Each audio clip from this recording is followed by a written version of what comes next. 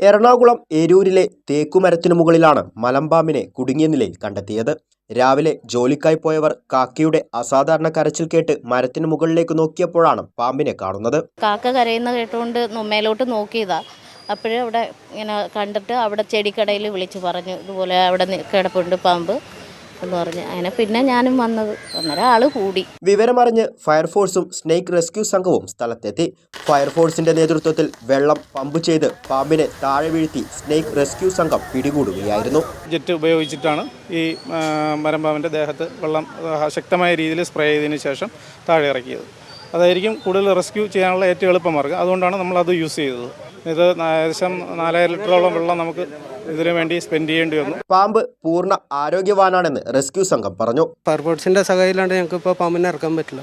അപ്പോൾ അത് അവരുടെ സഹായത്തോടു കൂടിയാണ് ഇപ്പോൾ പാമ്പിനെ റെസ്ക്യൂ ചെയ്തത്. വേറെ ഇഞ്ചറി ഒന്നും പറ്റിയിട്ടില്ല. പാമ്പ് സേഫാണ്. പാമ്പിനെ കാണുവാനായി ജനങ്ങൾ തടിച്ചുകൂടിയതോടെ സമീപത്തെ റോഡിലെ ഗതാഗതം സ്തംഭിച്ചു. പോലീസ് സ്ഥലത്തെത്തി തിരക്ക് ഒഴിവാക്കി. സമീപത്തെ ക്ഷേത്രക്കുളത്തിന്റെ പരിസരത്തു നിന്നുമാകാം പാമ്പ് ഈ ഭാഗത്തേക്ക് എത്തിയത് എന്നാണ് നാട്ടുകാരുടെ നിഗമനം. കൈരളി ന്യൂസ്, കൊച്ചി.